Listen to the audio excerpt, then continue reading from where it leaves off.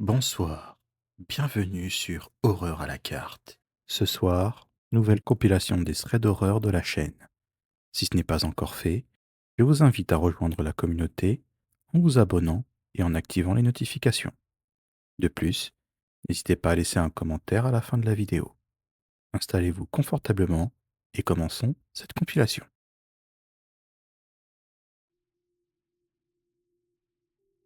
Le voisin. Je m'appelle Caroline. Je viens d'emménager en Floride avec mon mari Eric et notre bébé de 6 mois Léo. On a quitté la France pour une nouvelle vie, pleine de soleil et de promesses. Notre nouvelle maison est située dans un quartier calme et résidentiel. Une maison de plein pied, avec un jardin arboré, parfaite pour notre petite famille. Dès notre arrivée, nous sommes charmés par l'atmosphère paisible et la chaleur des habitants. Tout semble parfait pour commencer notre nouvelle vie. Quelques semaines après notre arrivée, une nuit, je suis réveillé par un bruit étrange. Je me lève et me dirige vers le salon, où j'aperçois une ombre furtive se faufiler dans le jardin. Apeuré, je retourne dans la chambre et réveille Eric. Ensemble, nous observons dans l'obscurité, cherchant l'intrus, mais plus rien. Le lendemain, on inspecte la maison et le jardin, mais on ne trouve aucune trace. Je suis persuadé d'avoir vu quelqu'un cette nuit-là, mais je ne peux pas le justifier. Eric me dit que je suis certainement stressé par l'emménagement. Les jours suivants, la peur s'installe en moi.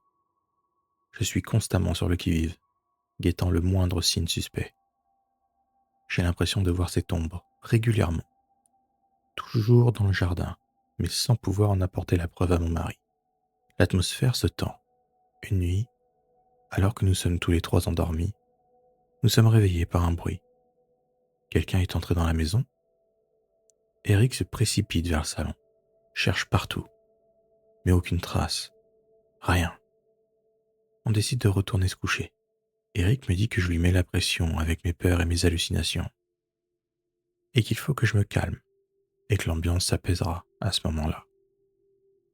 Je suis furieuse, persuadée que je ne suis pas folle et que j'ai raison d'avoir peur. Mais je me tais. Quelques jours plus tard, en pleine nuit, je n'arrive toujours pas à dormir, alors qu'Eric, lui, dort comme un bébé. Je commence à me diriger vers la chambre de notre fils pour vérifier que tout va bien. J'entrouvre la porte et je l'aperçois profondément endormi. Je m'apprête à entrer complètement, histoire de contrôler la fermeture de sa fenêtre, quand je vois une ombre massive juste derrière la porte de mon enfant. J'hurle instantanément le nom d'Eric, à m'en déchirer les poumons. Ce mec m'attrape et me cale sa grosse main sur ma bouche pour m'empêcher de crier. Je suis terrifié. J'ai réveillé mon fils qui se met à pleurer. Mon instinct prenant le dessus, je me débat, essayant par la même occasion de le pousser hors de la chambre de Léo. À ce moment, je vois mon mari asséner un énorme coup de lampe sur la tête de l'homme qui s'écroule au sol. J'attrape mon fils et mon portable et je sors appeler la police qui arrive rapidement et arrête l'homme encore sonné. Nous découvrons ensuite que cet homme est un ancien voisin. Un homme instable et violent qui nous épie depuis notre arrivée. Pourquoi? Et dans quel but? Je ne sais pas. Mais ce qui est sûr, c'est qu'à partir de maintenant, je me fais confiance, plus que jamais.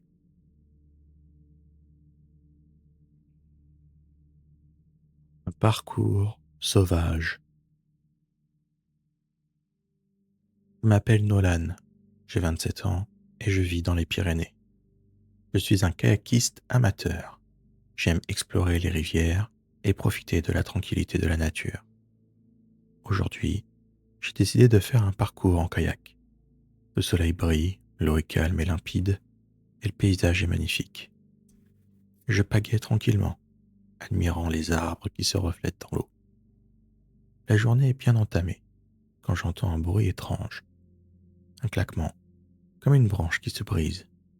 Je me retourne, mais je ne vois rien. Je continue à pagayer, mais le bruit se reproduit.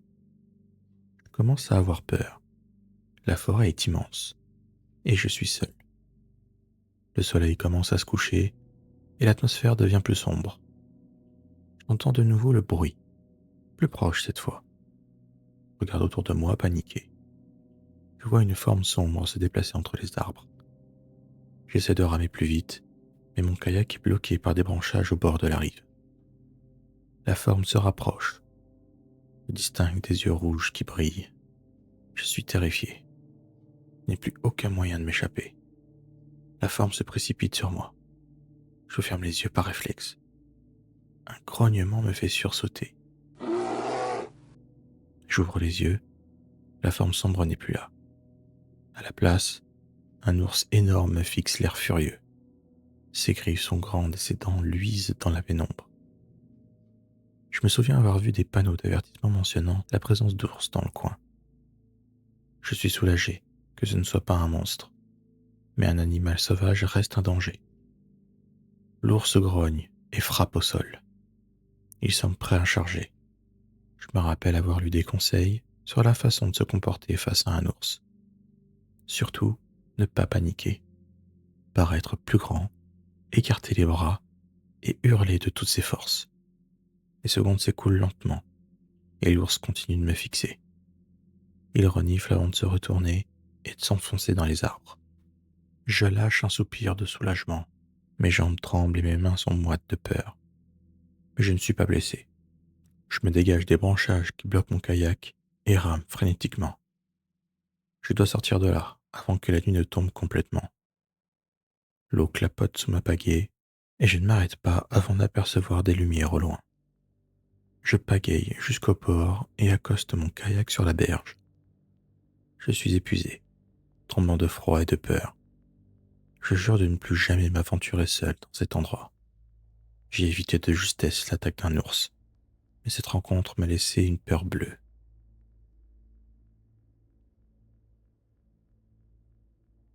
La ville oubliée. Salut, je m'appelle Dimitri, j'ai 39 ans et je suis photographe indépendant. Je suis toujours à la recherche de nouvelles photos, de nouveaux paysages à capturer. Pour de nouvelles captures, je me suis rendu à Pripyat, une ville ukrainienne abandonnée suite à la catastrophe nucléaire de Tchernobyl en 1986. L'atmosphère est pesante. Seuls les cris des corbeaux brisent le calme de ce lieu figé dans le temps. Je marche dans les rues désertes, longeant des bâtiments en ruine et des arbres morts. Soudain, j'aperçois une silhouette au loin. Je m'approche, intrigué. C'est un vieil homme, assis sur un banc devant un immeuble. Il est vêtu d'un costume usé et son visage est marqué par les années. Je le salue et lui demande ce qu'il fait ici. Je suis le dernier habitant de Pripyat, Me répond-il. Je n'ai jamais voulu quitter ma ville. Il me raconte son histoire, sa vie avant la catastrophe, l'exode forcé et son choix de revenir vivre dans ce lieu contaminé. Je suis fasciné par son récit et par sa force de caractère. Le soleil commence à se coucher et je dois rentrer. Je promets au vieil homme de revenir dans quelques jours pour continuer notre conversation. En quittant Pripyat, je me sens bouleversé par l'histoire de cet homme. Je retourne enfin à Pripyat, impatient de revoir le vieil homme. J'arrive au pied de l'immeuble où je l'avais rencontré, mais le banc est vide. Je l'appelle, mais aucune réponse. Je commence à m'inquiéter. Est-ce qu'il lui est arrivé quelque chose? Je décide de fouiller l'immeuble. L'intérieur est sombre et poussiéreux. Les portes des appartements fracturées. En montant les escaliers, j'entends un faible bruit provenant d'un étage supérieur. Je tends l'oreille et distingue une voix. Je me dirige vers la source du son. Arrivé devant, je pousse doucement la porte et je découvre une pièce éclairée par une seule bougie. Assis dans un fauteuil, le dos tourné à la porte, se trouve le vieil homme. Mais je ne le reconnais presque pas. Son visage est pâle et émacié, et il a les yeux vides. Il murmure des paroles, comme s'il récitait une prière. Je suis figé par la peur. Je referme doucement la porte et recule en silence. Je quitte l'immeuble, mon cœur battant la chamade. Je n'ose pas regarder en arrière. Qu'est-ce qui s'est passé? Est-il malade? A-t-il perdu la tête à cause de la solitude, des radiations? Je n'ai pas de réponse. L'image du vieil homme m'attriste. La ville oubliée ne recèle pas seulement les traces d'une catastrophe nucléaire, mais aussi des secrets et des souffrances qui hantent ceux qui y sont restés.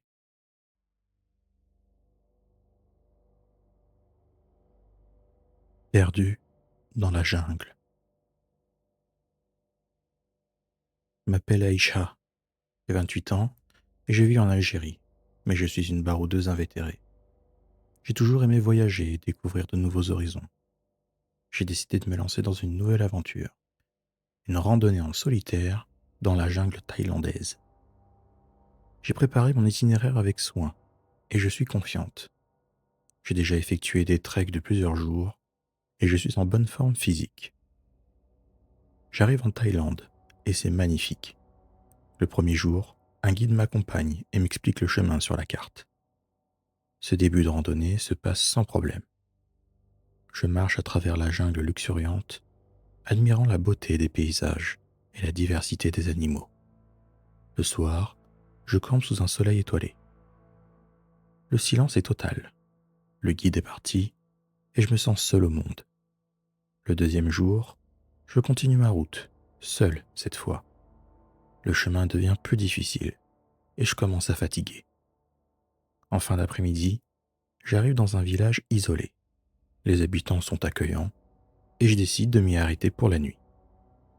Le lendemain matin, je me réveille un peu fatigué, mais je repars en direction de la jungle. Je suis impatient de découvrir la suite de mon parcours. Mais quelques heures après mon départ, je me perds. Je ne reconnais plus le chemin et je commence à paniquer. J'erre dans la jungle pendant des heures, essayant de retrouver mon chemin. Mais la végétation est dense et je ne fais que m'enfoncer davantage. La nuit tombe et je suis terrifié. Je n'ai plus ni eau ni nourriture et je suis seul dans la jungle hostile. Je m'installe pour la nuit, essayant de ne pas penser à tous les dangers qui me guettent. Tôt dans la matinée, je suis réveillé par un bruit étrange. Je me lève et je vois un homme qui me regarde fixement. Il est maigre, avec des cheveux longs et une barbe épaisse. Il me parle dans une langue que je ne comprends pas. J'essaie de lui expliquer que je suis perdu, mais il ne semble pas me comprendre. Il me prend par la main et m'entraîne dans la jungle. Je me débat, mais il est trop fort. Je ne sais pas où il me conduit, et je crains pour ma vie. L'homme m'entraîne à travers la jungle pendant ce qui me semble être une éternité. La végétation est épaisse, et il fait de plus en plus sombre. Soudain, il s'arrête devant une petite hutte en bambou, cachée dans les arbres. Il me pousse à l'intérieur et disparaît. La hutte est vide, à l'exception d'une sorte de matelas posé sur le sol. L'homme n'est plus là. Du coup, j'en profite pour regarder dans mon sac à dos, pour voir si mon portable a encore de la charge, et surtout s'il capte ici. C'est bon. J'appelle directement le guide qui m'a accompagné au début. Je lui explique rapidement ma situation tout en regardant la carte. Je me rends compte que je suis beaucoup plus éloigné de mon itinéraire que je ne le pensais. Je lui indique mon emplacement approximatif. Il me dit qu'il va réunir une équipe de recherche et qu'ils essaieront de me retrouver le plus vite possible. Un sentiment d'espoir naît en moi. Cependant, je sais que je ne suis pas encore tiré d'affaire. L'homme pourrait revenir à tout moment. Je décide de quitter la hutte et de tenter de retrouver mon chemin en suivant la carte. Je marche pendant des heures, la jungle s'épaississant de plus en plus. Le soleil commence à se coucher et la panique me reprend. Soudain, j'entends des bruits de pas derrière moi. Je me retourne et aperçois l'homme qui me suit à distance. Il tient un arc et des flèches à la main.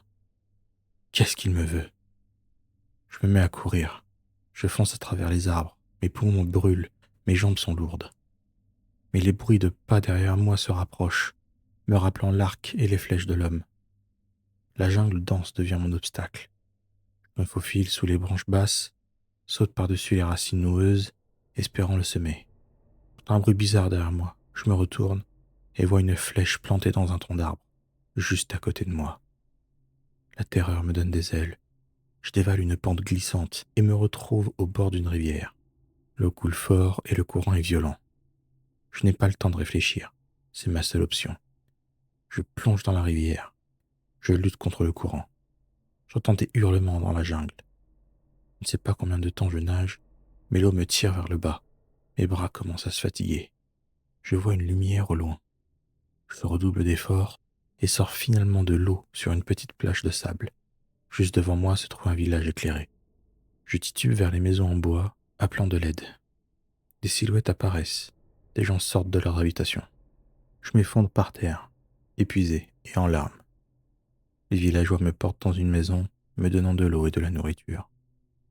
Je leur raconte mon histoire avec l'aide de touristes qui étaient en vacances dans ce village. Ils comprennent mon calvaire. Ils me disent que l'homme est un ermite solitaire, connu pour sa nature imprévisible. Ils promettent de contacter les autorités et de m'aider à rentrer chez moi. Le lendemain, après avoir retrouvé mes forces, je quitte le village, escorté par des locaux. Ils me ramènent à la route principale, où le guide et une équipe de secours m'attendent. En retrouvant la civilisation, je suis submergé par un flot d'émotions. La peur, le soulagement, la gratitude. J'ai échappé à une disparition et une attaque dans la jungle. Mais l'expérience m'a marqué à jamais. Je suis rentré avec une nouvelle appréciation de la vie et un profond respect pour le peuple thaïlandais.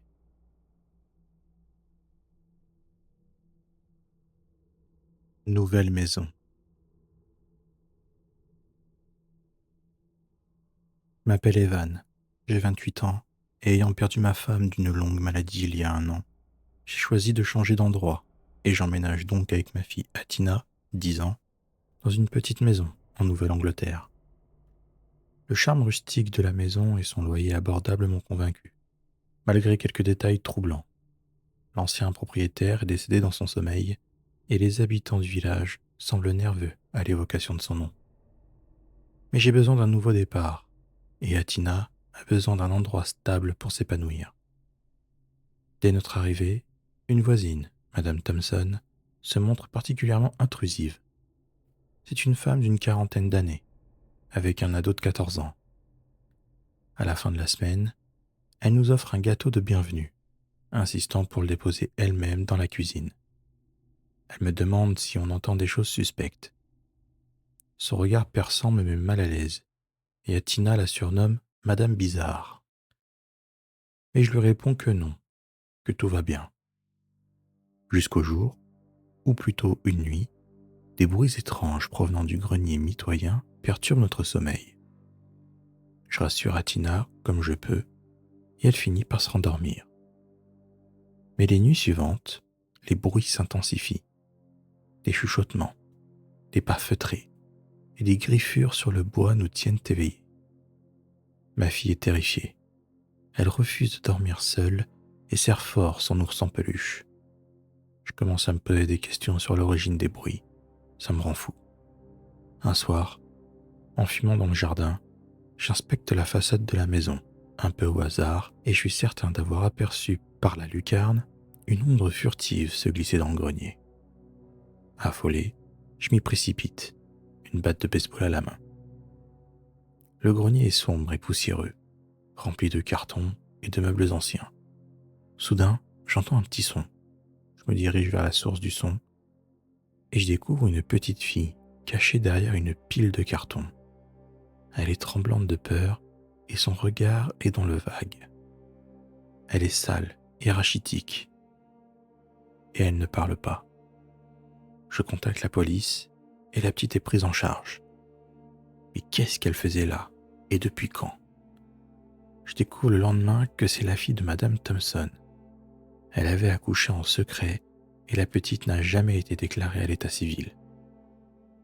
Même son grand frère ne connaissait pas l'existence de sa sœur. Elle a vécu 6 ans dans le grenier, seule.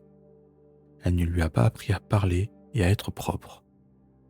La petite avait fait un passage entre les deux greniers pour pouvoir regarder dehors. L'affaire est résolue, mais ça m'a brisé le cœur. Ce qui nous effrayait la nuit n'était que l'œuvre d'un enfant seul et maltraité. Malgré tout, Atina et moi sommes restés dans cette maison. Pour oublier ce souvenir malheureux, j'ai fait du grenier un espace bureau pour moi et un espace de jeu pour ma fille.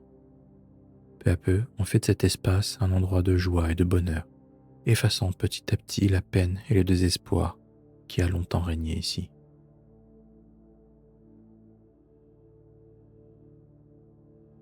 Terrifiante randonnée.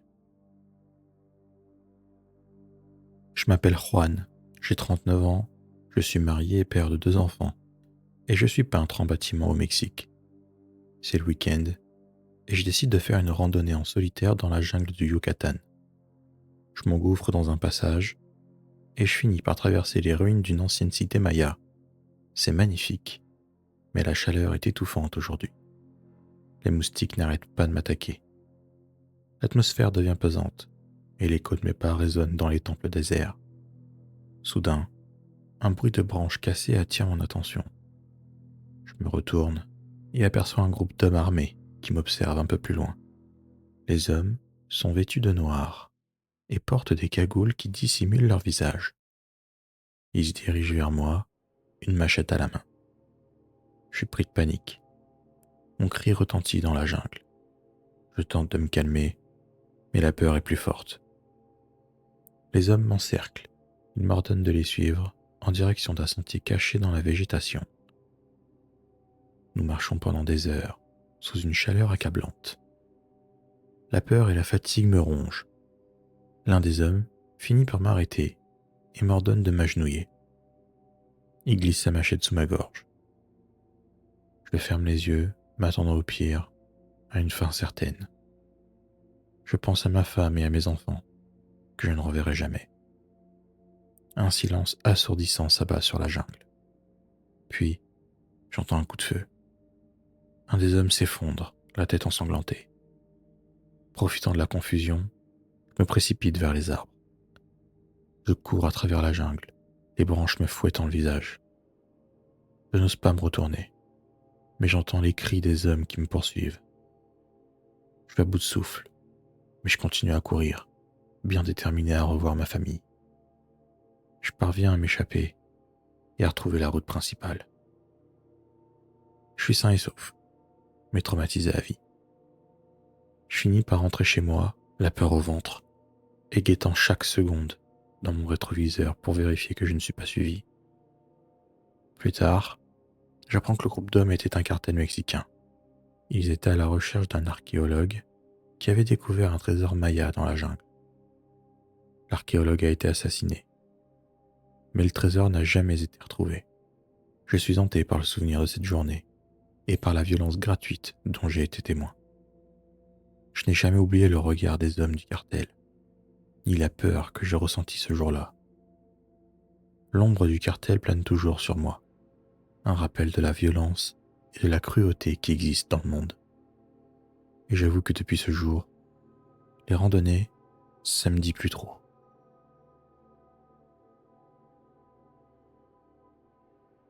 L'intrus. Je m'appelle Debbie, j'ai 29 ans, je vis en Louisiane avec mon mari Nate, mais il est souvent en déplacement professionnel la semaine. Je déteste être seul dans cette grande maison, surtout la nuit. Les bruits du vent dans les arbres me font peur et j'ai l'impression d'être constamment épié. Une nuit, où je suis seul à la maison, je suis réveillé par un cauchemar. Apeuré et en nage, je regarde l'heure. Il est 2 heures du mat. Je me lève pour aller boire un verre d'eau et me calmer. En passant devant la fenêtre du salon, j'aperçois quelqu'un dans le jardin. Je suis figé par la peur. La silhouette est grande, elle semble se diriger vers la maison. Je fais mine de n'avoir rien vu, et sans réfléchir, je vais me cacher dans la cuisine. J'entends des bruits dans ma serrure. J'ai peur, mais je me dis qu'il ne peut pas entrer. Ma porte est fermée à clé. Je suis stupéfaite. La porte s'ouvre et quelqu'un entre dans la maison. Je suis terrifié. Je n'ose plus bouger. Je n'entends des pas. Il se dirige vers la cuisine.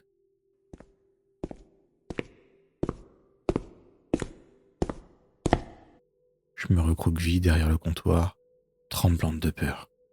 La lumière de la cuisine s'allume. Cet intrus se tient devant moi, un cutter à la main. Il est super grand. L'homme sourit d'un air sinistre et me dit qu'il est venu pour mettre fin à mes jours. Je pousse un cri de terreur et je me débat de toutes mes forces. Je suis petite et frêle, mais je suis déterminé à survivre. J'arrive à attraper un couteau sur le comptoir et je le poignarde dans le bras. Il hurle de douleur et me lâche. J'en profite pour m'enfuir. Je cours à travers la maison, poursuivi par ce monstre.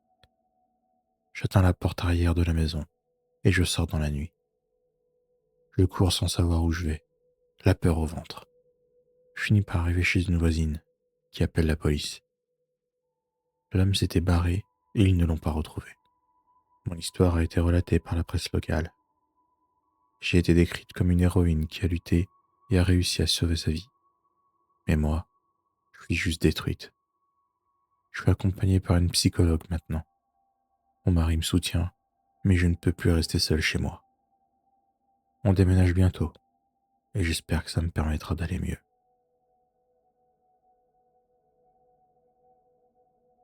La menace cachée. Je m'appelle Yasmine, j'ai 30 ans. Je suis originaire du Maroc, mais j'ai décidé cette fois de partir en vacances à Djerba, en Tunisie. Je suis venu seul pour me détendre et profiter du soleil. Je loge dans un petit hôtel charmant, situé à 2 pas de la plage.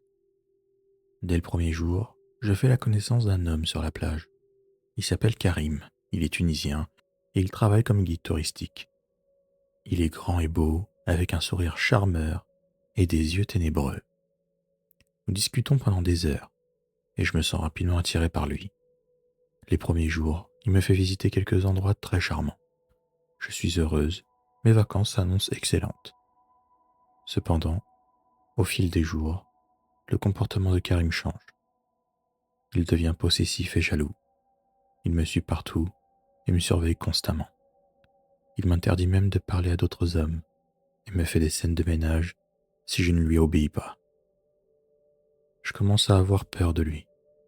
Je me sens piégé et je ne sais pas comment me sortir de cette situation. J'ai peur de le contrarier et qu'il me fasse du mal. Lors d'une soirée au restaurant, il commence à m'embrouiller car il pense que j'ai des vues sur le serveur. Il trouve qu'il y a anguille sous roche. Je lui assure qu'il se trompe, mais il n'en démord pas. Il finit par se mettre en colère et me contraint à rentrer à l'hôtel. On arrive enfin dans la chambre et je me dis qu'il va pouvoir se calmer. Mais j'étais loin d'imaginer la suite des événements. Il m'attrape par les cheveux et commence à m'ouvrir de coups. Il m'insulte de tous les noms, puis il se calme et se confond en excuses. Je suis sidéré. Je n'arrive pas à réaliser tout ce qui vient de se passer. On s'allonge dans le lit et il me prend dans ses bras. Il finit par s'endormir. Alors tout doucement, je me faufile dans la salle de bain et je vois l'horreur. Mon visage est tuméfié. Je ne me reconnais plus. Je décide de fuir. Je prends discrètement les affaires et je quitte l'hôtel en douce. Je me rends à l'aéroport et je prends le premier avion pour la France. Je suis de retour chez moi, mais je ne suis pas rassuré. Je sais que Karim est capable de me retrouver. Je lui ai confié tellement de choses sur ma vie. Les jours qui suivent, je vis dans la peur et je n'ose plus sortir seul. Quelques jours plus tard, je reçois un appel. C'est Karim. Il me dit qu'il sait où je suis et qu'il va venir s'occuper de moi. Je suis terrifié et je ne sais plus quoi faire. Je contacte la police et je porte plainte contre Karim. Il me conseille de partir quelque temps dans ma famille. Ce que j'ai fait. Finalement, Karim finit par être arrêté et condamné à une peine de prison. Je suis soulagé qu'il soit derrière les barreaux. Je sais que je pourrai plus jamais oublier ces vacances de l'enfer.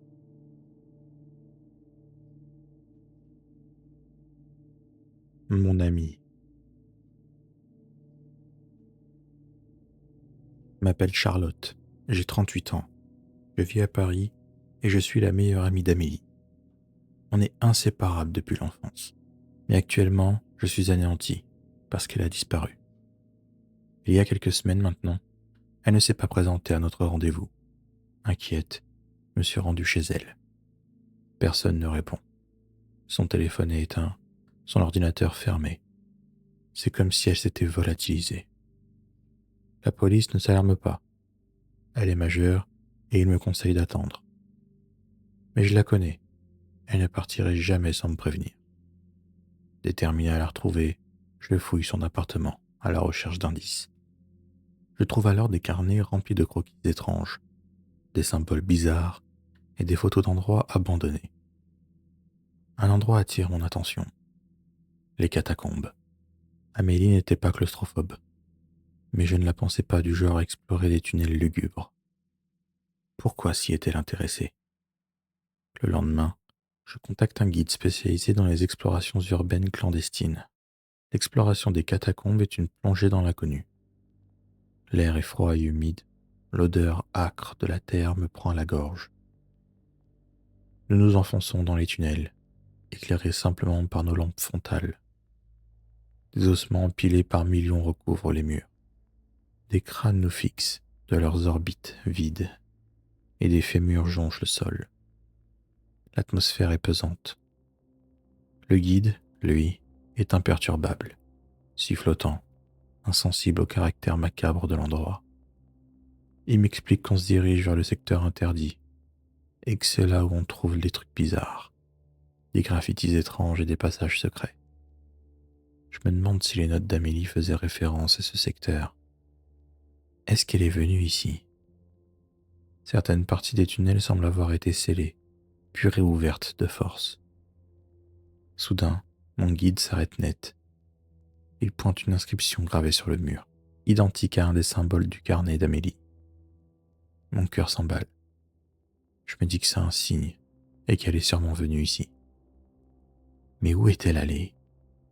Est-ce qu'elle s'est mise en danger?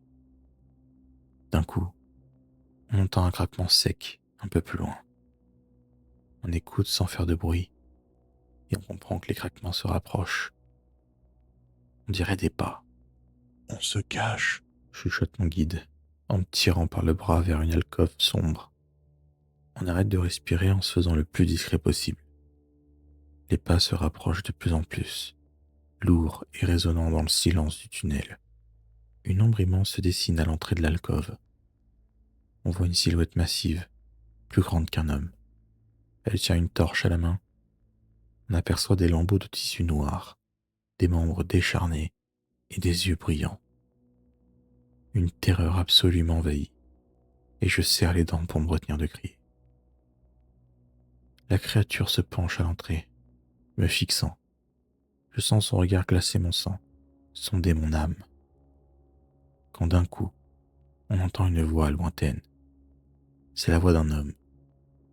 Il crie quelque chose. La créature se retourne, distraite. Elle sort de l'alcôve, en grognant, et s'éloigne en direction de la voix. On reste tapis dans le noir, sans bouger, jusqu'à ce que le silence revienne. Puis on détale de là, le plus rapidement possible, à bout de souffle. Je me dis que la police ne me croira jamais, mais je dois prévenir quelqu'un. Le lendemain, je me rends au commissariat, avec le carnet d'Amélie à la main. L'officier de police, sceptique au départ, est intrigué par les symboles et les photos des catacombes. Une opération de recherche est lancée, mais on ne retrouve aucune trace d'Amélie. La police finit par classer l'affaire comme disparition non élucidée. Je suis dégoûté. Où est mon ami?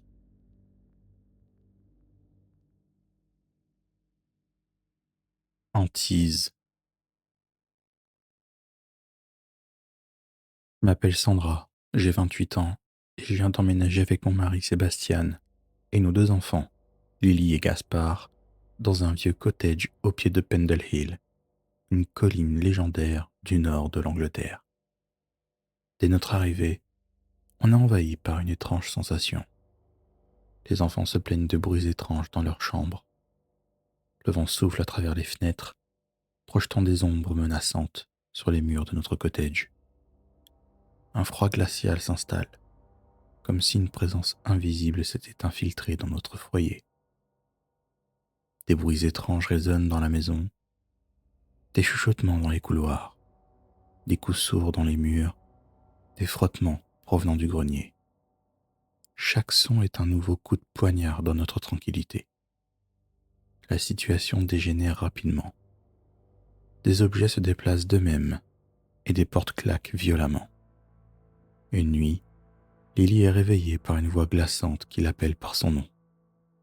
Elle hurle de terreur et on accourt dans sa chambre. La pièce est froide et une odeur de soufre flotte dans l'air. Des objets se déplacent d'eux-mêmes, défiant les lois de la physique.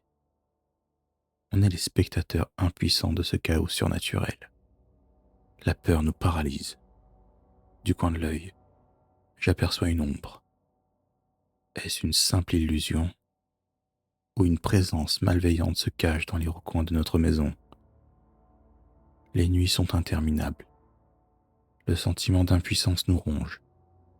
On est épuisé, prisonnier de notre propre maison, assiégé par une force invisible qui nous terrorise. La peur s'installe en nous, dévorant notre joie de vivre. On ne peut pas continuer à vivre comme ça. Il faut trouver une solution, mettre fin à ce cauchemar. On est prêt à tout pour retrouver la paix. On décide de consulter un expert en phénomènes paranormaux qui nous confirme que nous sommes victimes d'un poltergeist. Un esprit frappeur peut être lié à l'histoire tragique de Pendle Hill, autrefois le repère des sorcières de Pendle. Avec l'aide de l'expert, on organise une cérémonie de purification. La tension est à son comble, les lumières clignotent et les meubles se déplacent violemment. C'est intense, mais le poltergeist finit par s'arrêter. La maison redevient calme. Je ne sais pas s'il est toujours là, mais en tout cas, il ne manifeste plus sa présence. À notre plus grand bonheur. Si tu es encore là après ces récits, tout d'abord merci. Si tu veux soutenir la chaîne, lâche un petit like, abonne-toi et active la cloche pour les prochaines vidéos. Sur ce, reprenons le cours de cette compilation. L'agent de sécurité. Je m'appelle William, j'ai 37 ans, je vis en Caroline du Nord et je suis agent de sécurité dans un vieil hôtel de montagne isolé, niché au cœur des Appalaches. L'endroit est charmant, mais il dégage une certaine aura de mystère à la nuit tombée. Le sol grince, les portes claquent et le vent siffle à travers les arbres comme une meute de loups affamés. En cette période de l'année, l'hôtel est peu fréquenté. Et ce soir, comme d'habitude, je fais ma ronde, vérifiant les issues de secours et l'éclairage. Tout est calme, rien à signaler. Soudain, un bruit sourd me surprend. Je tends l'oreille. Le bruit semble provenir du 3e étage, l'aile ouest, celle qui est condamnée depuis des années. Mon cœur s'accélère. Je m'engage rapidement dans l'escalier, la lampe à la main. Chaque marche craque sous mon poids, amplifiant le son de ma propre respiration. L'air est froid et humide, et une odeur de renfermé me chatouille les narines. J'arrive au 3e étage, et je me trouve face à un long couloir plongé dans le noir. Une seule porte est ouverte, celle de la chambre 303. J'hésite à m'approcher de la porte, mais c'est mon boulot, je dois vérifier. J'entre, et je ne trouve rien. Juste des meubles poussiéreux recouverts de draps moisis et du papier peint complètement décollé des murs. Au centre de la pièce, un rocking chair se balance doucement d'avant en arrière, comme habité par une présence invisible. La chair de poule recouvre mes bras. Un sentiment d'oppression grandit en moi. L'air devient lourd et une odeur d'humidité me prend à la gorge. Je tousse, reculant d'un pas. Je me retourne pour partir, mais la porte est fermée. Étonné, je me précipite vers elle, la main tremblante sur la poignée. Mais elle est verrouillée. Je suis enfermé. La panique m'étouffe.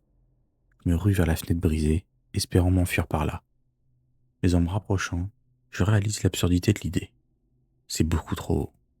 Je me rue vers la porte. Au secours, y a quelqu'un? Et là, des coups de l'autre côté de la porte, forts et insistants. J'ai l'impression de voir une ombre se mouvoir sous la porte. Je recule, scrutant la pièce, et vois un chandelier en fer forgé dans un des coins. Je le prends, prêt à me défendre contre ce type. Soudain la porte cède, dans un fracas assourdissant. Une masse sombre déferle dans la pièce, faisant tomber ma lampe au passage. Je ne vois rien, mais je sens une odeur nauséabonde m'envahir. Je me hurle, brandissant le chandelier devant moi. J'entends une sorte de grognement, et il se jette sur moi. Je me bats comme un forcené, frappant aveuglément avec le chandelier. Je sens un contact moite, et un cri perçant me déchire la gorge. L'homme recule, probablement blessé. Je suis sonné, à l'affût du moindre mouvement. Mais rien. Un silence étrange s'installe. Je reprends mon souffle. La pièce est toujours plongée dans l'obscurité. Mais la masse sombre semble avoir disparu. J'attrape mon portable et appelle la police. Il y a quelqu'un de dangereux ici. L'hôtel est fouillé de long en large et à part les clients enregistrés, il n'y a personne. Je suis bouche bée. C'était qui? J'ai rêvé ou quoi?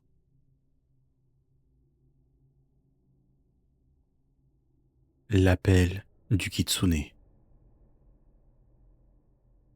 Je m'appelle Milo, j'ai 25 ans et je vis avec ma fiancée, Suki, dans un petit village au pied du mont Fuji, au Japon. On vient tout juste d'y emménager. La forêt qui borde notre village est connue pour être hantée par des yokai, des sortes d'esprits vengeurs et malveillants. Mais à ce moment-là, je n'en savais rien. Un jour, malgré les avertissements des gens d'ici, Suki, loin d'être effrayée, s'aventure dans la forêt interdite, à la recherche d'une plante rare pour son herbier. Elle découvre une forêt magnifique, et trouve qu'on s'y sent bien même, et elle se dit que les légendes sont clairement fausses, que tout cela est fait dans le but d'attirer des touristes. Mais plus le temps passe, toujours à la recherche de sa plante, et plus l'angoisse commence à lui serrer la gorge. Elle comprend alors qu'elle s'est perdue dans la forêt, seule. Pendant qu'elle cherche en vain son chemin pour rentrer, moi je vois les heures défiler, et je commence à m'inquiéter. Incapable de rester inactif, je décide de partir à sa recherche, avec une carte de la forêt et une lampe torche, car le soleil commence à se coucher. Vu que je ne comprends pas encore le japonais, je ne sais pas que cette forêt est entourée de mystères et de légendes. Et Suki s'est abstenue de m'en parler, bien sûr. Je m'enfonce dans la forêt, bien déterminé à retrouver Suki. Soudain, je vois une silhouette, gracieuse, se dessiner dans la brume. C'est une femme, vêtue d'un kimono rouge flamboyant, ses longs cheveux blancs comme la neige. Je m'approche d'elle et lui explique en anglais mon problème. La femme me propose un marché. Elle m'aide à retrouver Suki si je lui offre quelque chose en échange. Je ne sais pas ce que c'est, car le mot utilisé est en japonais. Je me dis à cet instant que je verrai bien plus tard. Mon objectif, c'est de revoir Suki. On s'enfonce de plus en plus dans la végétation. Et je crie le nom de Suki toutes les 2 minutes. Après 1 heure de recherche, on réussit enfin à retrouver Suki saine et sauve. Je la rejoins, heureux de la revoir. On se serre dans les bras, mais au moment de lui présenter la femme qui m'a aidé, il n'y a plus personne.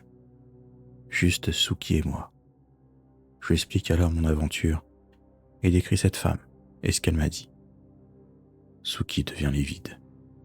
Son sourire du début s'efface. Elle me dit que cette femme m'a réclamé mon âme en échange de son aide.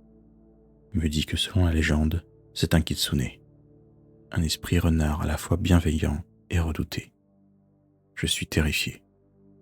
On reprend le chemin pour rentrer, à l'affût du moindre bruit suspect. Puis on finit par rentrer. Depuis ce jour, on est inquiet. Je me demande si cela est réel. Et si ça l'est, quand va-t-elle réclamer son dû?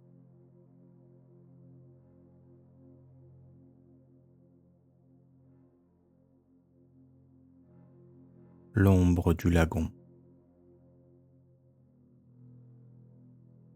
Moi, c'est Eva. J'ai 28 ans et je vis à Tahiti. Depuis tout petit, je suis fasciné par la beauté envoûtante de mon île natale. La nature luxuriante, les lagons turquoises et les montagnes majestueuses me procurent un sentiment d'appartenance et de liberté que je ne retrouve nulle part ailleurs. Ce soir, j'ai décidé de me promener seul sur la plage, loin des touristes et du tumulte de la vie quotidienne. Le soleil couchant embrase le ciel, ce qui répand une lumière dorée sur la plage de sable noir. J'ai besoin de calme, de solitude, pour me reconnecter à mes racines et à la beauté qui m'entoure. Je déambule pieds nus sur le sable, en savourant la douce chaleur du crépuscule. Les vagues caressent le rivage, tandis que les cocotiers se balancent paisiblement dans la brise. Mon regard se perd dans l'immensité du lagon, et un sentiment de paix et de sérénité m'envahit. Soudain, un bruit sec me tire de ma rêverie. Je me retourne brusquement et aperçois une silhouette furtive se précipitant vers moi, à travers les arbres. La panique s'empare de mon cœur, me privant de toute parole et de tout mouvement. La silhouette se révèle être une femme, le visage dissimulé par une capuche noire. Ses yeux brillent d'une lueur sauvage et déterminée.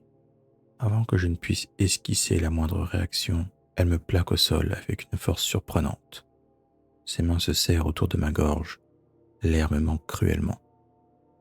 Je me bats contre l'étreinte impitoyable lorsque je ressens une douleur insoutenable.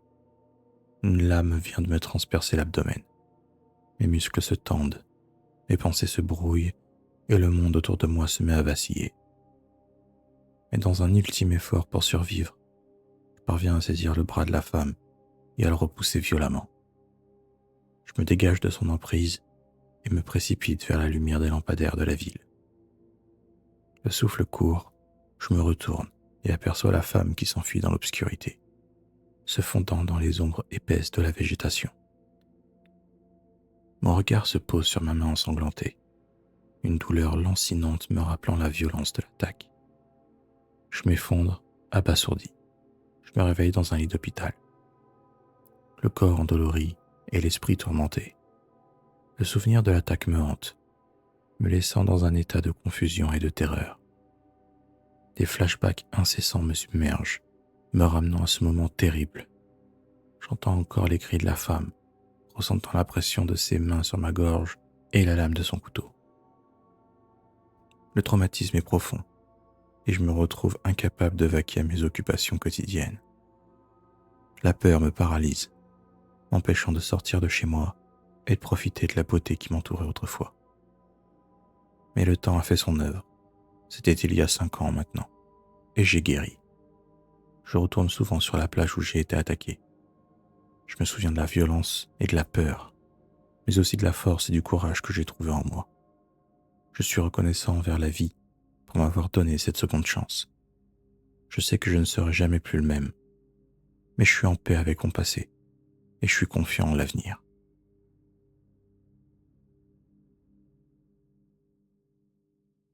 La créature des cannes à sucre. Je m'appelle Yanis, j'ai 25 ans et je vis dans une petite ville de l'île de la Réunion. Ce soir, la nuit est noire et sans lune. Je me promène dans les champs de cannes, profitant de la fraîcheur nocturne et de l'odeur sucrée des plantations. La lumière des étoiles éclaire faiblement les rangées de cannes à sucre qui se dressent comme des murs végétaux. Soudain, un murmure dans le vent attire mon attention. Je m'immobilise, scrutant l'obscurité à la recherche de la source du son.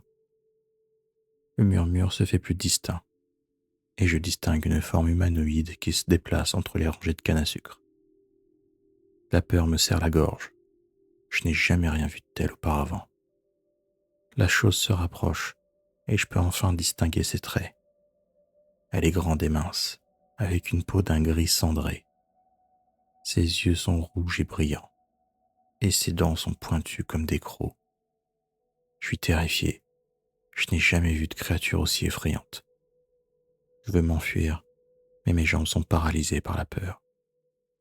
Elle se jette sur moi, ses griffes acérées prêtes à me déchiqueter. Je ferme les yeux et m'attends au pire. Soudain, une douleur intense me traverse le bras. La créature m'a mordu. Je hurle de douleur et me bats contre elle pour me libérer. Je parviens à m'échapper et à courir vers la ville. La créature me poursuit. Ses cris résonnent dans la nuit. J'arrive enfin et m'effondre sur la place centrale, à bout de souffle et de douleur. Des gens encore en train de faire la fête me voient et se précipitent autour de moi, horrifiés par la vue de ma blessure. Je leur raconte ce que j'ai vu, mais personne ne me croit. Pense que j'ai été victime d'une hallucination due à la chaleur, ou bien que j'ai trop bu. Mais je sais ce que j'ai vu. La créature est réelle, et je suis déterminé à la retrouver et à prouver son existence. Avec l'aide de quelques amis courageux, je retourne dès le lendemain dans les champs de canne pour retrouver la créature. On fouille chaque recoin, chaque rangée de cannes, mais on ne trouve aucune trace d'elle. La nuit tombe, et nous sommes contraints de rentrer. La créature est toujours là-bas, quelque part dans l'obscurité. Je ne sais pas ce que c'est que cette créature, ni d'où elle vient, mais je sais qu'elle est dangereuse, et qu'elle est toujours là-bas, quelque part. Je dormirai plus jamais en paix, obsédé par le souvenir de ses yeux rouges et de ses crocs.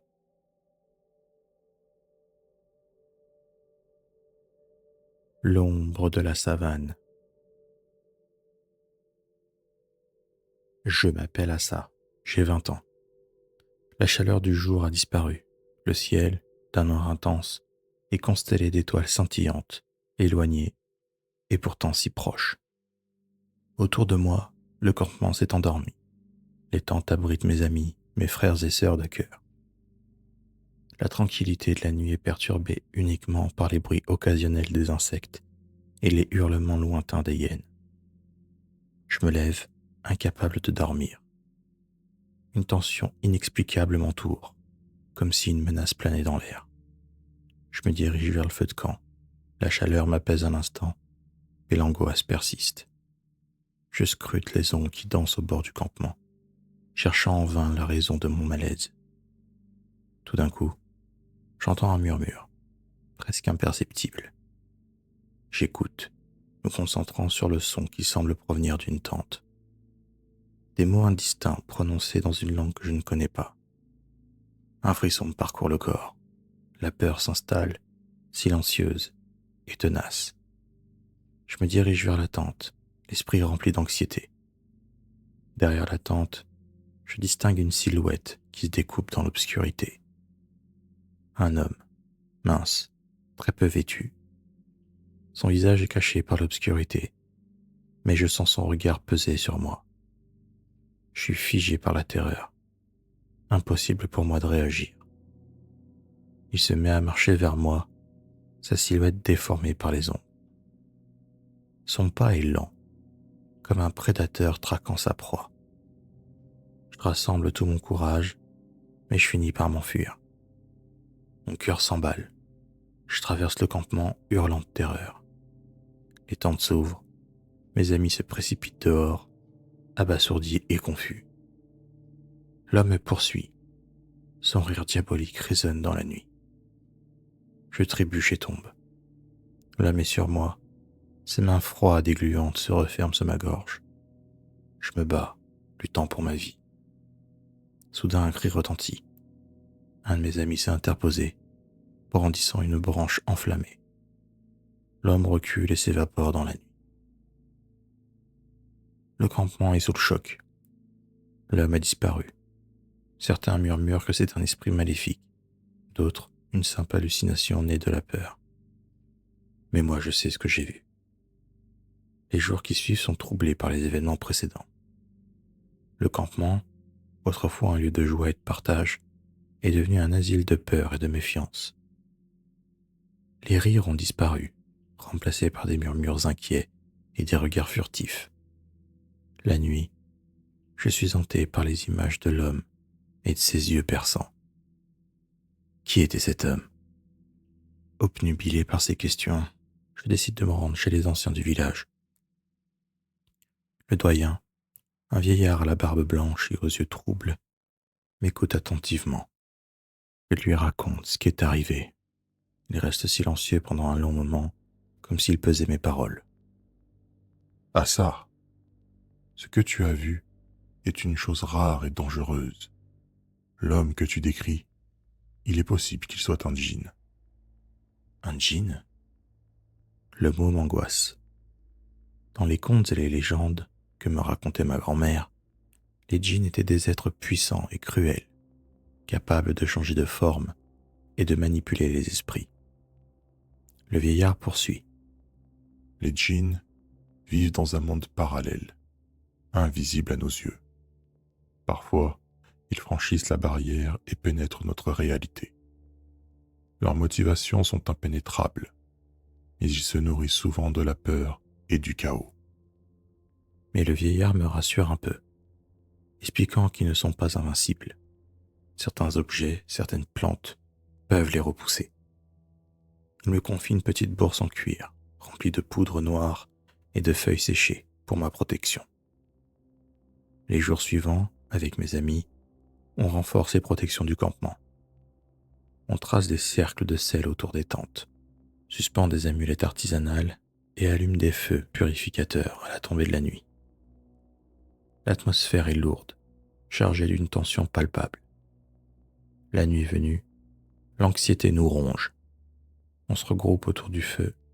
Les conversations sont rares, remplacées par des regards inquiets et des silences chargés d'angoisse.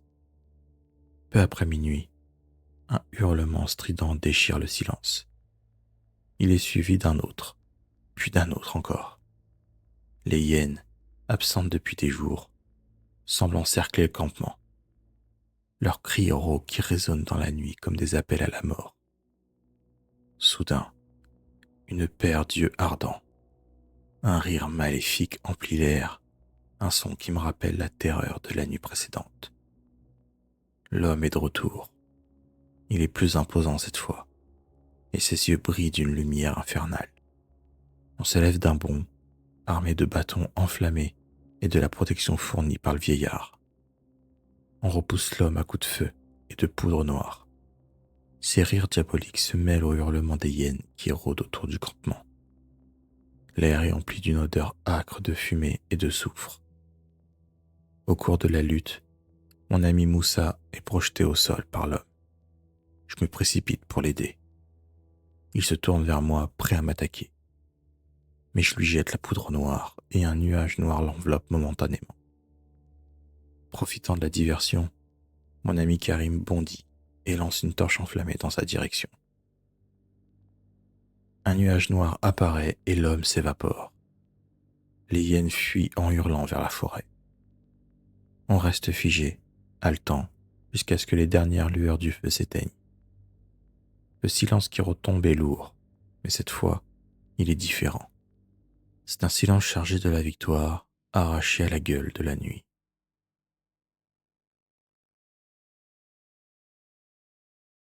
La chambre 103. Je m'appelle Yann, j'ai 19 ans, et ma vie d'étudiant à l'université de Berkeley est loin d'être un rêve californien.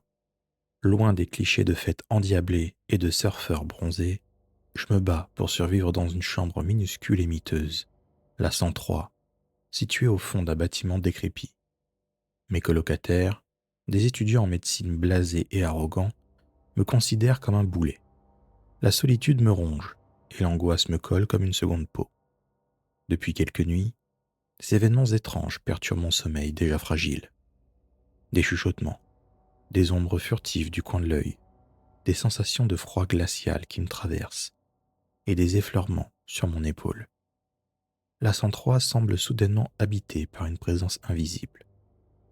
La peur s'installe en moi, silencieuse et tenace, me privant de sommeil et de tout semblant de paix intérieure. En quête de réponse, je me réfugie dans la bibliothèque de l'université, un labyrinthe de livres et de connaissances.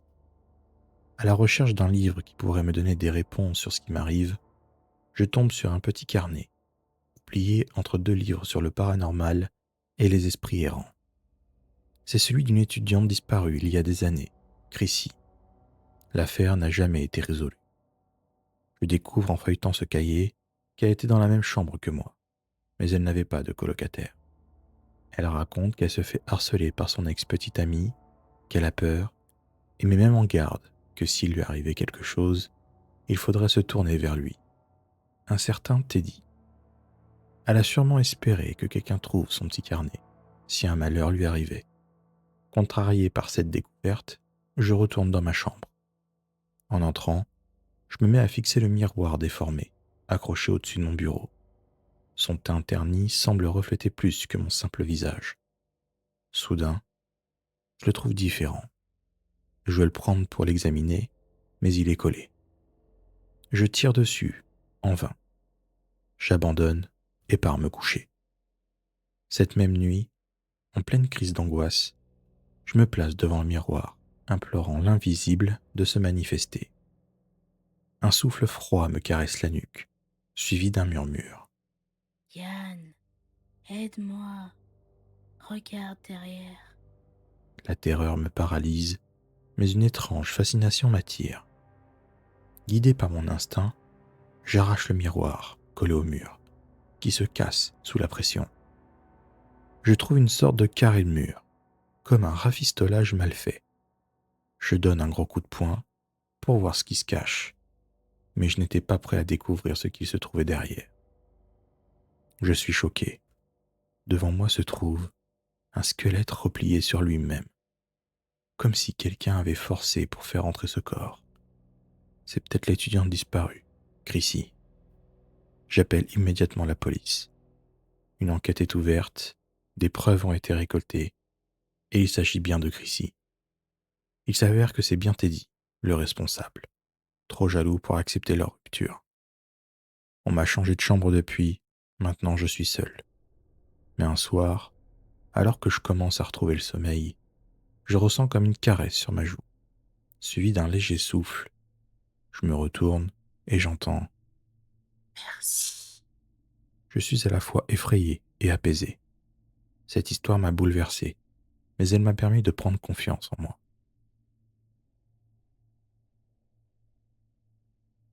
L'internat. Je m'appelle Willow, j'ai 17 ans et je vis un enfer depuis mon arrivée à la Seattle Academy, un internat en plein centre de Seattle.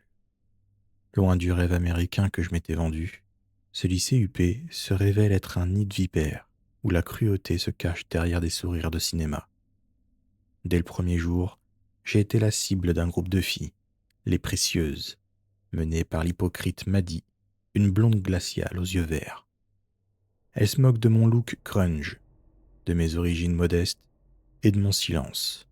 Je suis devenu leur souffre-douleur, leur bouc émissaire, un jeu cruel qui se déroule dans l'ombre du campus. Le harcèlement ne se limite pas aux insultes et aux bousculades. Elles fouillent mon casier, déchirent mes vêtements et répandent des rumeurs abjectes sur mon compte. La solitude m'enveloppe comme un voile noir. Seul dans ma chambre la nuit, j'entends des murmures dans les couloirs et des rires étouffés. Le sommeil devient un mirage, la peur mon seul compagnon. Un jour, alors que je me réfugie dans la bibliothèque, je rencontre Evan, un garçon discret et rêveur. Lui aussi semble en marge de ce milieu social impitoyable. Une amitié improbable naît entre nous, un lien de survie dans cet environnement hostile. Il me confie ses propres démons, ses blessures intérieures, et on partage nos silences et nos secrets. Un soir, après les cours, je suis attiré dans un local désaffecté par un message anonyme. Naïve, je m'y rends, ignorant que c'est un piège. Les précieuses m'attendent, accompagnées d'une meute de garçons avides de violence. Ils m'encerclent, me diabolisent, me poussent à bout. La tension monte, l'air devient irrespirable. Soudain, Evan surgit, tel un chevalier noir venu à mon secours. Il me prend la main et on s'enfuit, laissant derrière nous les cris de rage et les insultes. Cette nuit-là, dans l'obscurité du campus, on scelle un pacte. Ne jamais céder à la peur, se battre côte à côte contre l'adversité. Le lendemain, la nouvelle de notre mésaventure se répand, comme une traînée de poudre. Les murmures et les regards hostiles se transforment en soutien inattendu. Un vent de révolte souffle dans l'internat. Des élèves lassés de la tyrannie des précieuses se rallient à notre cause. Un groupe mixte et solidaire se forme, prêt à défier l'ordre établi. La tension atteint son apogée lors de la soirée annuelle de l'internat. Sous les lustres scintillants, les masques tombent. Les précieuses, acculées et démasquées, s'en prennent violemment à moi. Mais c'est sans compter sur la force de notre collectif. Unis et déterminés, on leur fait face, refusant de baisser les yeux. La confrontation est électrique. Les insultes fusent, les larmes se mêlent à la rage. Le lendemain, les têtes baissées, les précieuses quittent l'internat, expulsées pour leur comportement intolérable. L'internat se réveille enfin de son long cauchemar. L'atmosphère est différente, plus apaisée, plus humaine. Un sentiment de liberté et d'espoir flotte dans l'air. L'ombre du harcèlement s'est dissipée, laissant place à la lumière d'un nouveau départ. Je ne suis plus seul. J'ai trouvé ma place, mon clan, ma famille. Ce n'est plus un enfer, mais un lieu de renaissance. La dégringolade a pris fin, laissant place à un avenir meilleur.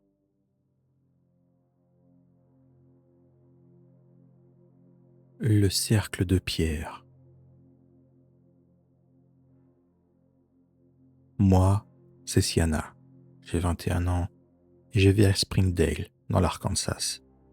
Un bled paumé où la vie est paisible, presque trop.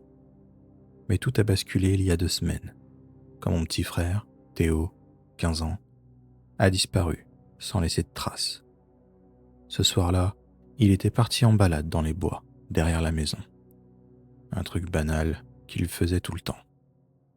Et quand la nuit est tombée et qu'il n'était toujours pas rentré, l'angoisse a commencé à monter. On a fouillé la forêt pendant des heures, hurlant son nom dans le noir, sans réponse. La police s'est mobilisée. Des chiens pisteurs ont été dépêchés, mais rien. Théo s'était volatilisé.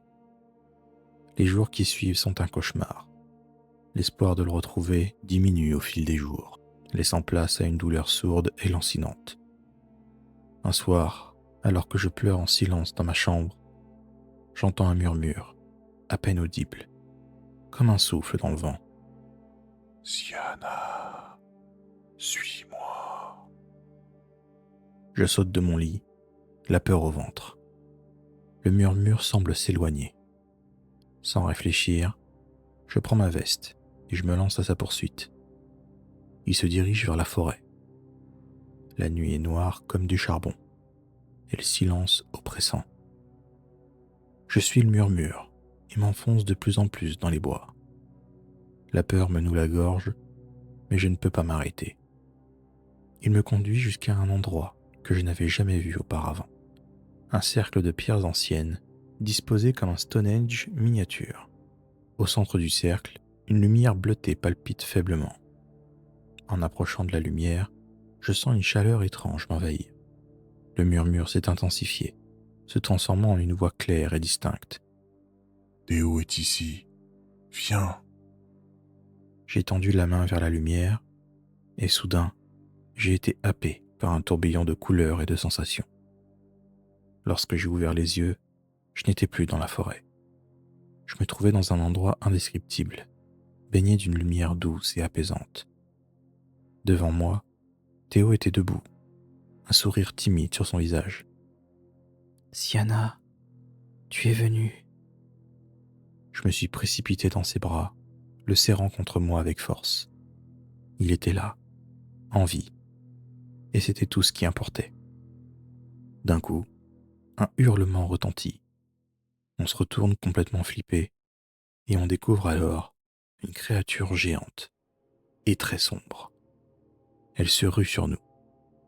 Théo me pousse sur le côté en me faisant tomber par terre. Je vois la créature l'attraper entre ses crocs et partir au loin. Je reste là, seul, le cœur brisé. Soudain, une lumière vive et aveuglante apparaît, et quelques secondes plus tard, je me retrouve dans la forêt, à l'endroit où j'ai trouvé le cercle de pierre. Théo n'est pas là. J'erre pendant un moment, cherchant un chemin avant de tomber de fatigue. Quelques heures plus tard, la police a retrouvé mon corps, inconscient, à l'orée de la forêt. Je me suis réveillé à l'hôpital, confuse et désorientée.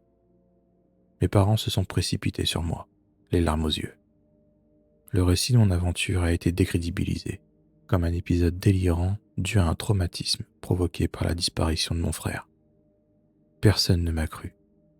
Théo, lui, est toujours porté disparu.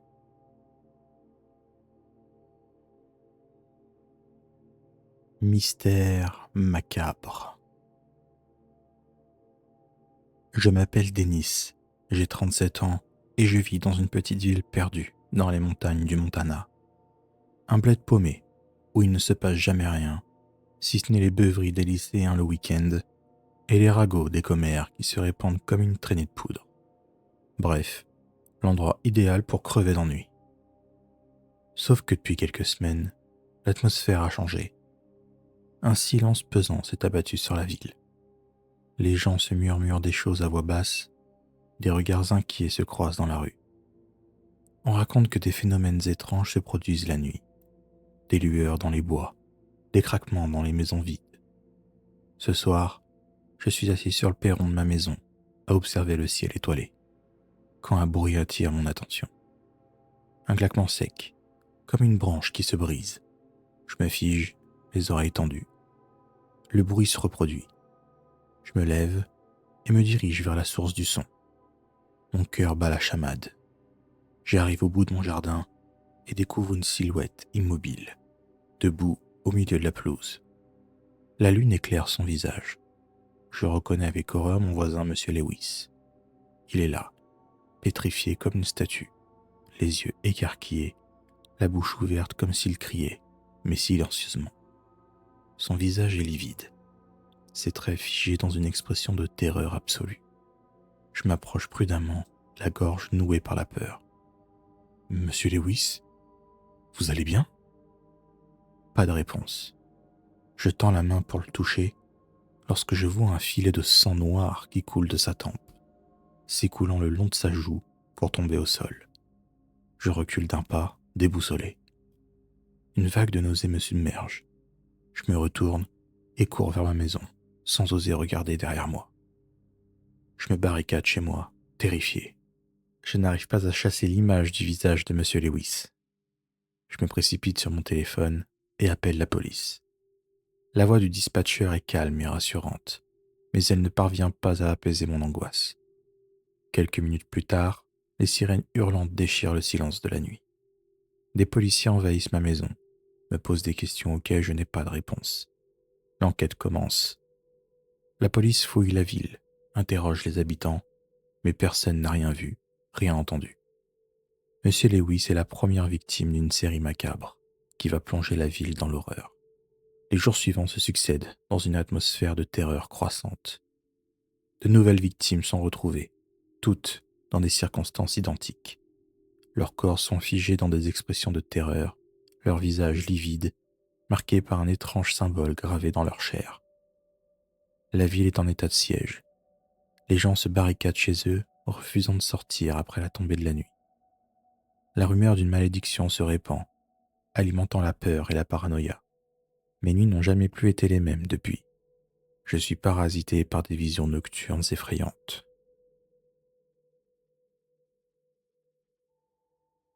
Nuit d'horreur. Je m'appelle Mathilde, j'ai 27 ans et je vis dans un petit lotissement paisible. Les voisins sont agréables et je m'y sens en sécurité.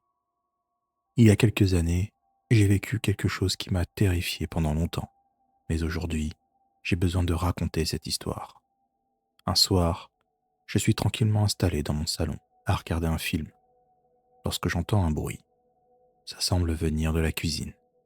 Sur le moment, je me persuade que c'est juste le vent qui s'engouffre dans les tuyaux.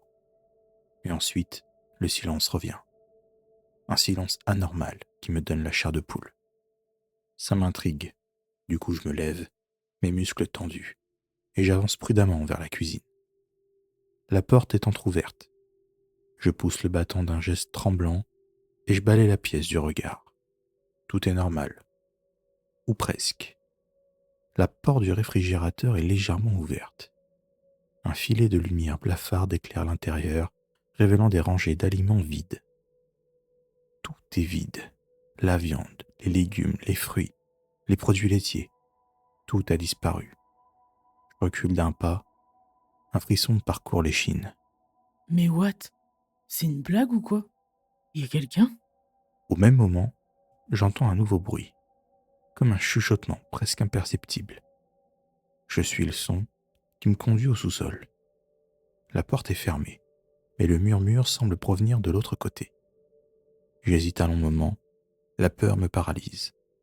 Mais curieuse, je descends lentement les marches. Arrivé en bas, l'air est froid et une odeur nauséabonde flotte dans l'air. Je m'avance à tâtons, mes yeux s'habituant peu à peu à la pénombre. Soudain, j'entends un frottement. Par réflexe, je m'accroupis dans l'obscurité suffocante de la pièce. Mon cœur palpite, j'ai le sang figé dans mes veines, la tension pèse comme une chape de plomb sur mes épaules. Je n'ose plus respirer, de peur que le moindre son ne trahisse ma présence. Mes yeux s'habituant à l'obscurité, je vois dans un des coins une silhouette assise. Elle paraît humaine, mais difforme. Ses membres sont tordus dans des angles impossibles, et sa peau est d'une pâleur maladive. Quand mon regard se pose au niveau de son visage, je remarque ses yeux. 2 trous noirs dans un visage décharné. Ils sont fixés sur moi. Je pousse un cri d'effroi et je détale, remontant les marches à toute vitesse. Je claque la porte derrière moi et je me précipite vers la sortie. Je n'ose pas me retourner. Je cours et cours encore, sans savoir où je vais. La terreur me broie la poitrine. Après quelques kilomètres, je m'effondre sur le sol, à bout de souffle, flageolante. Je ferme les yeux et essaye de me calmer. Mais cette chose que j'ai vue me hante. Je n'ai plus revu cette silhouette, mais je sais qu'elle existe et qu'elle est tapie quelque part dans l'obscurité.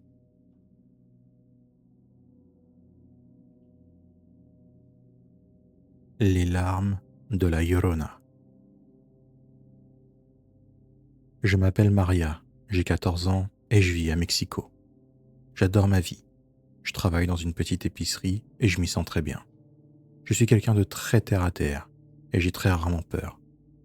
Mais ce soir-là, je suis avec mes amis Diego et Elena. On se connaît depuis tout petit et on kiffe se retrouver en fin de journée. Cette fois-ci, on se rejoint dans un parc du centre-ville. On se pose dans l'herbe, l'ambiance est cool et on rit en partageant des anecdotes, on se raconte nos journées respectives, etc. À un moment, la conversation s'arrête. Un silence pesant s'installe et nos regards se tournent vers le chemin. Une femme, vêtue de blanc, s'approche. Ses yeux sont rouges et gonflés de larmes, et des sanglots étouffés s'échappent de sa gorge. On se demande ce qu'elle a et si elle a besoin d'aide. Mais elle avance lentement, comme un fantôme, et son regard vide se pose sur nous. Une vague de froid glacial nous traverse. Je frissonne, et une peur irraisonnée s'empare de moi. C'est qui? Qu'est-ce qu'elle veut? Diego chuchote. C'est la Llorona. La Llorona? La femme qui pleure ses enfants perdus? La légende urbaine? Elena fait un signe de croix totalement terrifiée. Elle se dirige vers nous, son visage déformé par la douleur. Ses larmes coulent à flots, laissant des traces sur sa robe immaculée. On est incapable de bouger ou de parler. La Llorona s'approche de moi, ses longs doigts froids effleurant ma peau. Je sens son souffle sur mon visage et une odeur de mort m'envahit. Elle murmure des choses, mais je ne comprends pas ce qu'elle me dit. Je me sens comme envoûté par sa voix. Soudain, une voix puissante et rassurante chasse le silence. « Lâchez-la !» J'aperçois un homme qui se tient devant moi. Il brandit une croix en argent. Il prononce quelques prières, et la Llorona hurle de rage et recule. Ses longs cheveux noirs se dressent comme des serpents, et elle s'efface lentement dans un nuage de fumée noire.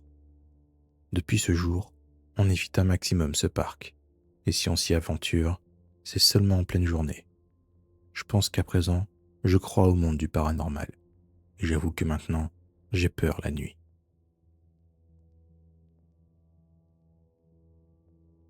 La dame du pont de l'Alma.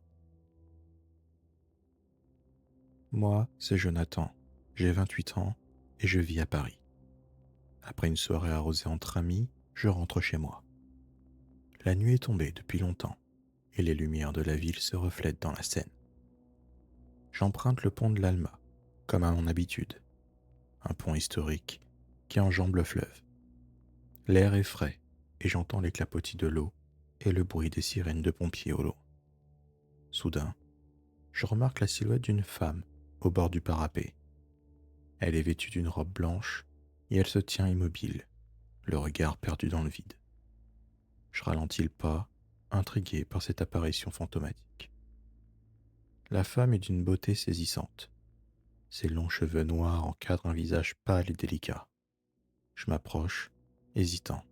« Excusez-moi, vous avez besoin d'aide ?» Elle ne me répond pas, ne me regarde même pas. Son regard reste figé sur la scène, comme si elle était en transe. Je me risque à poser une main sur son épaule. Elle est froide, comme la pierre. Elle se tourne vers moi. Ses yeux sont vides, d'un noir absolu. Elle s'effondre en sanglots. Une vague de tristesse s'empare de moi. La femme se penche vers moi, son visage déformé par la douleur. C'est ma faute. Je suis maudite. Elle me raconte son histoire, une histoire tragique de perte et de désespoir. Elle était une jeune femme heureuse, amoureuse et sur le point de se marier. Mais un accident de voiture a brisé son bonheur. Son fiancé est mort. Je suis bouleversé par son récit. Je veux l'aider, soulager sa souffrance. J'enjambe le parapet pour me rapprocher d'elle lorsque je sens une main me pousser dans le dos. Je perds l'équilibre et me retrouve en plein dans la Seine. Je suis congelé et abasourdi.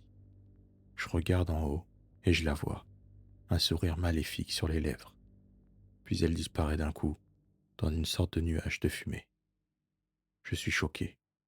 Je peine à regagner la berge et à m'extirper. Mais j'ai fini par y arriver. Encore sous le choc, je me dépêche de rentrer chez moi pour me réchauffer. Je me demande si j'ai rêvé tout ça sous l'effet de l'alcool ou si c'était bien réel. Est-ce qu'il y en a qui ont déjà vécu ce genre de truc?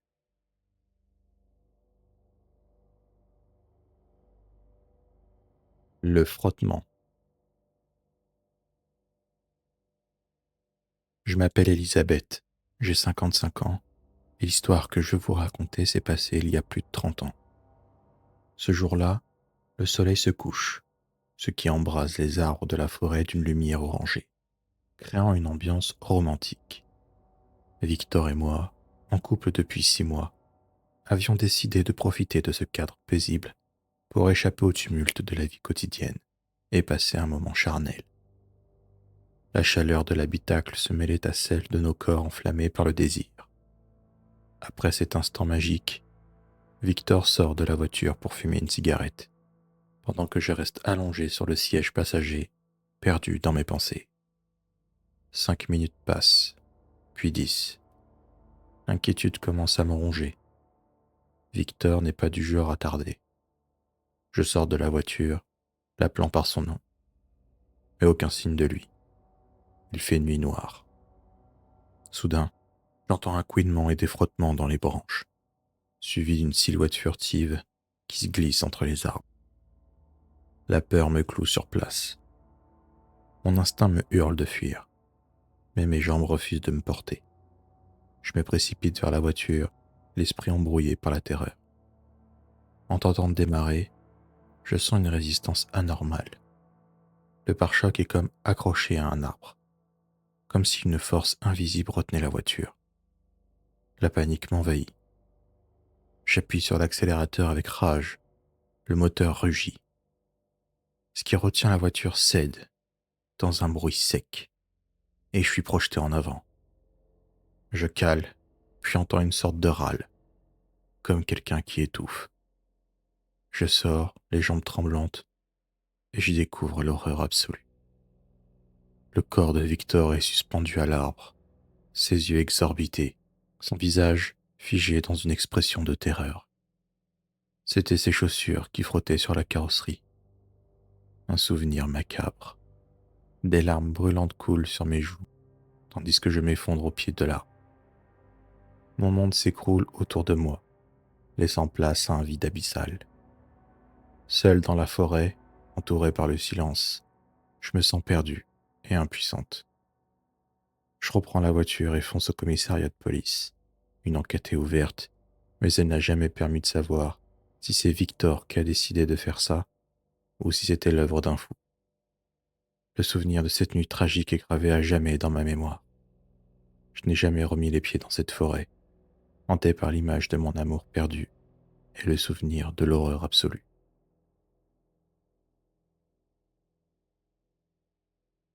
Hanako-san.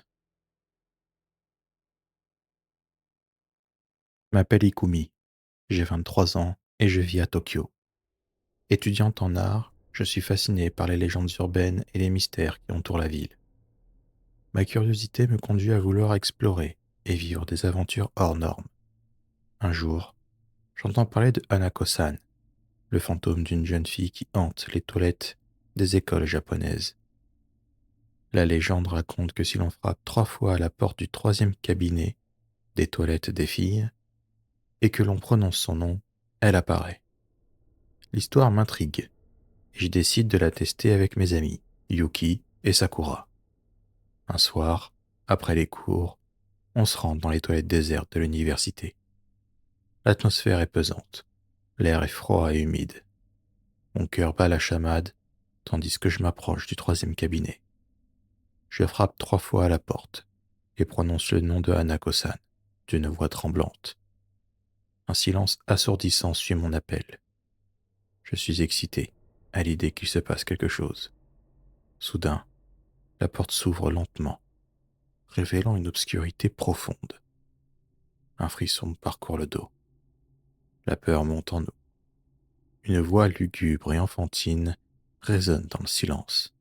Qui est là? Terrorisé, on s'enfuit sans demander notre reste. Je pensais être courageuse et téméraire, mais pas du tout en fait. Nos nuits sont désormais hantées par la présence invisible de Hanako-san. Je me plonge dans des recherches et je découvre que Hanako-san est une légende populaire au Japon, avec différentes versions et origines possibles. Un vieil homme, ancien professeur de l'université, me raconte l'histoire tragique d'Hanako-san. Ce serait une jeune fille, victime de harcèlement scolaire, qui aurait attenté à sa vie dans les toilettes de l'école. Et il est dit que son esprit tourmenté hanterait désormais les lieux. Il y a encore des parts d'ombre dans cette histoire. La peur et la fascination se mêlent dans mon esprit, et je ne sais plus si je dois la considérer comme un être malveillant ou une âme perdue en quête de paix. En tout cas, moi, je ne suis plus en quête de sensations fortes. Je me contente de ma vie tranquille, loin du paranormal.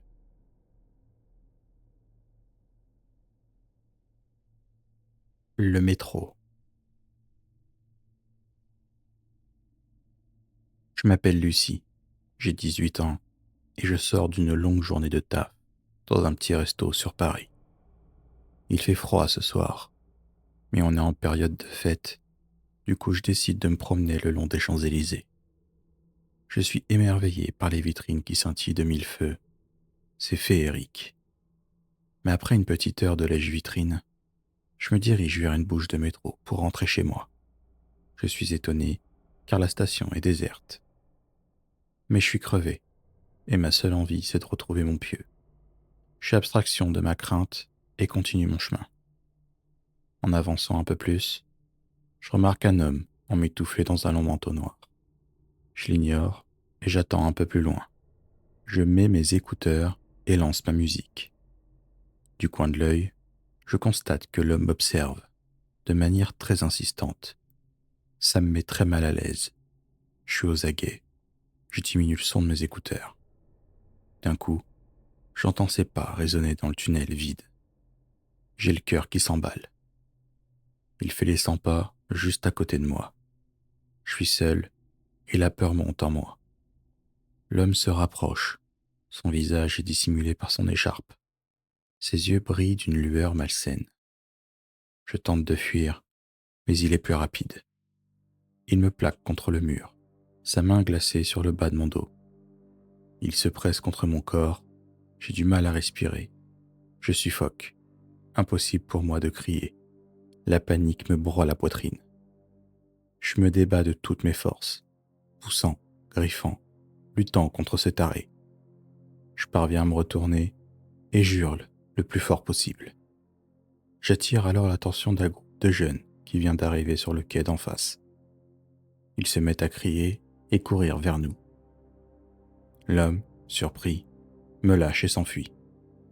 Je suis sauvé. Les jeunes me rassurent, mais ce souvenir est gravé à jamais dans ma mémoire. Le lendemain, la police m'interroge, mais l'homme n'a jamais été retrouvé. Le métro est un lieu que j'évite à tout prix maintenant. Je ne me sens plus en sécurité, et encore moins le soir. Mais peu à peu, avec le soutien de mes proches et l'aide d'un psychologue, je commence à surmonter ce traumatisme.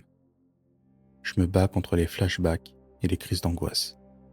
Je n'oublierai jamais cette nuit d'horreur, mais je refuse de la laisser me définir. Je suis une survivante, une femme forte et résiliente. Si ces histoires vous ont fait frissonner, n'hésitez pas à liker, à vous abonner et à activer les notifications pour les prochains épisodes. Un serveur Discord et une chaîne TikTok sont également disponibles, dont les liens se trouvent en description. Prenez soin de vous et à bientôt, j'espère.